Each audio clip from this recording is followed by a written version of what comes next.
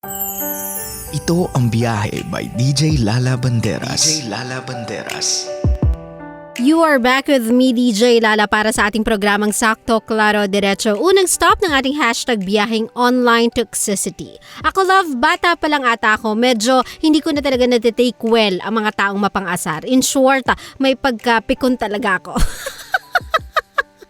Nung bata pa lang ako, may pagkapikon na talaga ako. But syempre, as I grew older, I've learned to take punches without returning any. Pero kapag nanonood ka ng live streams ngayon or even naglalaro ka ng online games, pansinin mo, ang daming mga pasmado yung bibig.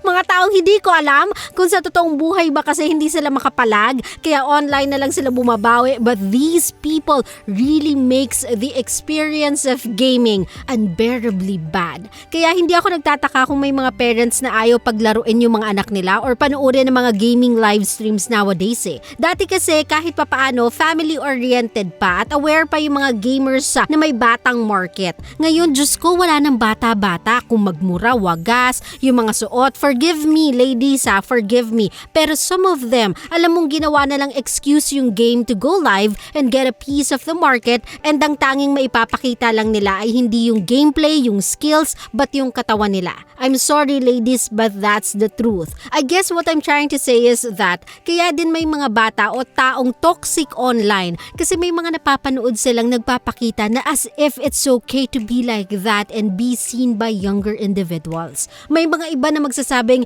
naku, may disclaimer naman eh. O kaya, hindi naman ako magulang niyan eh. O kaya, kung nababastusan kayo, hindi mo kayo manood. It's an excuse na naging okay na lang tayo lahat with. It's like saying na, okay lang na gumawa ng mali, basta nagpaalam ka or may disclaimer kang gagawa kang mali. 'Di ba? Tama ba yung ganung mentality? Though at this point, hindi na naman talaga yan mapipigilan. Sana lang us consumers can be smarter in choosing who to follow and support online para mabawasan ang mga encouraged and empowered trolls and bashers as well. Tawag kasi dyan, chain effect. Kaya kung hindi nila mababago yung mga sarili nila kasi feeling nila, yun na lang yung paraan para kumita sila, yun yung paraan para panoorin sila or maging viral sila, tayo na lang mga consumers yung maging mas matalino. Okay? So second stop ng ating hashtag Byaheng Online Toxicity. Mabibilib ka na lang din talaga mga kabisyo sa resourcefulness ng mga taong mandarambong. Ano po? Gone are the days na may number na tumatawag sa iyo at nagtitext sa iyo pretending to be one of your relatives na nanghihingi ng tulong financially. O kaya naman yung mga text na nanalo ka sa promo nang wala ka naman sinasalihan.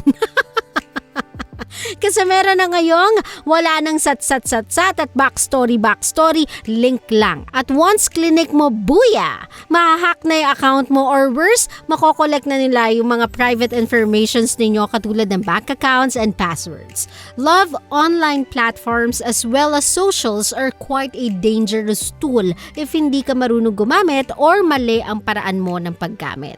Ang mga magnanakaw kasi wala na talaga sila ngayon sa kalsada. Online na sila. So bawas-bawas ng pagkiklik ng mga link ng sexy photos o kaya naman mga headliner na pangchismoso, clickbait lang yan kasi kung titignan mo naman talaga sa baba yung source or yung website ay hindi naman talaga kilala. In a way, alam nyo, karma na din yan sa mga online chismoso at chismosa o kaya yung mga taong mahihilig masyado.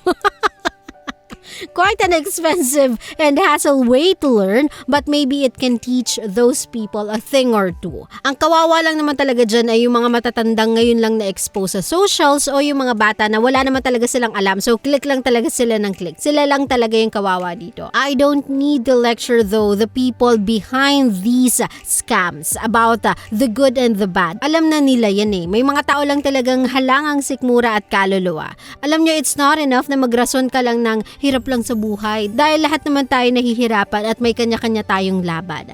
Karma na lang po ang bahala sa inyo sa mga manluloko out there. Sana one day kayo din ay mabiktima ng mga kauri ninyo online. Aside sa mga bashers, trolls at negatrons online na madaming opinyon, kayong mga mandadaya na ayaw magbanat ng buto at lumaban ng patas sa buhay ang dahilan kung bakit toxic online. Okay? At oras na para sa ating Byahe Sender of the Night. This one was sent to us via text message sa ating numerong 0917-851-4329. Medyo mahaba-haba to, my love, kaya naman simulan na natin. Sabi dito, Hi DJ Lala, magandang gabi po. 1 year and 3 months kaming magkarelasyon at niloko ko siya simula una pa lang. Ngunit hindi sa paraanan ng babae ako. Nakilala niya ako sa isang dummy account bilang isang lalaki. Ngunit ang totoo ay isa akong lesbian. Sa loob ng 1 taon at 3 buwan, minahal ko siya ng sobra. Wala akong ibang ginawa kundi ang mahalin siya at pahalagahan. Natakot ako umamin sa kanya dahil sinabi niya sa akin before na nagsasuffer siya sa depression. Bilang partner niya, syempre lubos ako nag-worry dahil doon at mas pinili kong wag umamin. Sa madaling salita, hinuhuli niya ako at nahuli niya ako. Unang beses, pinatawad niya ako at nagkabalikan kami, ngunit alam pa rin niya lalaki ako. Natakot talaga ako umamin dahil sabi niya sa akin baka hindi daw niya kayanin tas mamatay siya sa sakit. Sa pangalawang pagkakataon ay nahuli na naman niya ako, ngunit bago niya ako mahuli, inamin niya sa akin nagsinungaling din siya sa akin. Hindi daw totoo na may depression siya at wala siyang tinitake na gamot at wala siyang doktor. Gustong-gusto kong magalit nung time na yun dahil hindi magandang biro yun. Marami kasing nasasuffer sa depression at siya nakuha niyang magpanggap knowing na halos hindi ako mapakali palagi tuwing sinasabi niya sa aking inaatake siya. Sa kagustuhan kong hindi kami mag-away, hindi ko sinabing nagagalit ako. Sobrang sakit nun para sa akin dahil sana kung sinabi niya agad, baka hindi kami umabot sa ganito. Baka sana nakaamin ako sa kanya ng totoong pagkatao ko. At ngayong pangalawang pagkakataon na nahuli niya ako ay kusa na akong umamin ng tunay kong pagkatao. Galit na galit siya sa akin at hindi niya daw ako mapapatawad. Wala akong ibang intensyon nun, DJ Lala, kundi ang mahalin at pahalagahan siya. Iparamdam na worth it siya at kamahal-mahal siya. Kung naging lalaki lang sana ako, hindi na siya nasaktan ng ganito eh. Pero bakit parang siya lang ang may karapatang masaktan? Bakit parang kasalanan ko lahat? Bakit sa akin isinisisi ang lahat? At bakit ganun lang kadali sa kanyang kalimutan lahat ng pinagsamahan namin? Ano po bang gagawin ko? Paano kapag ako yung may kasalanan kung bakit kami naghiwalay pero wala pang 3 buwan, 3 months rule, meron na siyang iba? Hindi ko naman siya masisisi kung wala na siyang pagmamahal sa akin eh. Pero bakit parang ang bilis naman? Nagagalit ako pero iniisip ko rin, may karapatan po ba talaga akong magalit? Gusto ko lang naman po talagang malaman if natural lang ba na magalit ako dahil sa nangyayari. Sana po matulungan niyo po ako. Love, well, I can't say na meron akong gustong kampihan to any of you two kasi obviously pareho naman kayong sinungaling. Sorry, wala kasi akong other term for what you both did to each other than sinungaling.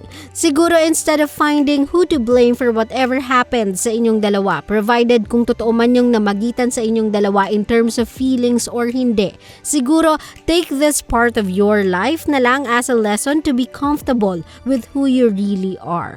Gone are the days naman kasi talaga na hindi sa atin tanggap ang pagiging parte ng third sex eh. Time and time again, as well as in all forms of relationships, building it with a lie is a no-brainer recipe for a disaster. Kung ang isang relasyon ay bubuuhin mo sa kasinungalingan or bibigyan mo ng hindi totoong pundasyon kahit patunay yung nararamdaman or naramdaman ninyo sa duration ng relationship, it won't matter. Actually, you cannot even blame a person if mag-doubt kung totoo ba yung nararamdaman mo kasi the very core of your relationship was a lie. Your identity. Same goes with her kasi she lied as well sa kung ano yung pagkatao niya by faking a condition na wala naman talaga siya. I think love for me, no, you both had what you both deserved. A failed relationship. Yes, may K kang magalit pero may K din siya. So kung titignan mo parang quits na lang kayo. Nagsinungaling ka, nagsinungaling siya. Nagsinungaling siya sa pagkatao niya, nagsinungaling ka rin sa pagkatao mo. So wala kayong kailangan sisihin at quits lang kayo. Nasaktan nyo yung isa't isa, pinagsinungalingan nyo yung isa't isa, and both of you guys had what you guys deserved. A failed relationship. Stop trying to point out sino ang mas mali. Learn from this experience. Appreciate and accept who you really are so you can move on and have a better one. Sana lang this time around, love, no, with the foundation of truth, okay? Wala po talagang happy ending ang mga taong nanloloko at nagtatago sa imahe ng ibang tao o imahe na nag-e-exist lang sa kanilang mga ulo. Love, listen, if you want others to love you truthfully, then you have to learn to love yourself equally. Okay, I hope I was able to help you. I was able to give you some clarity, and from this moment forward, I hope you can start accepting it is what it is and just move on. Okay? Sa mga kabisyo natin, kung ikaw naman ay may problema at gusto mong humingi ng payo, all you have to do ay isend yan sa DJ Lala Banderas Facebook page, or if mas comfortable ka sa text, you may text me through 0917-851-4329. Kasama nyo pa rin po DJ Lala Banderas, and you are still with me sa aking Byahe Sender. Dito lang yan sa programang Sakto, Klaro, Derecho ang biyahe ng 90.7 Love Radio. GV lang, walang hate, puro love lang. Always your number one SM radio station. Love Radio. Love, kung natuwa ka sa aming video, i-click mo na yung subscribe button at yung notification bell para naman notified ka sa mga bago naming videos.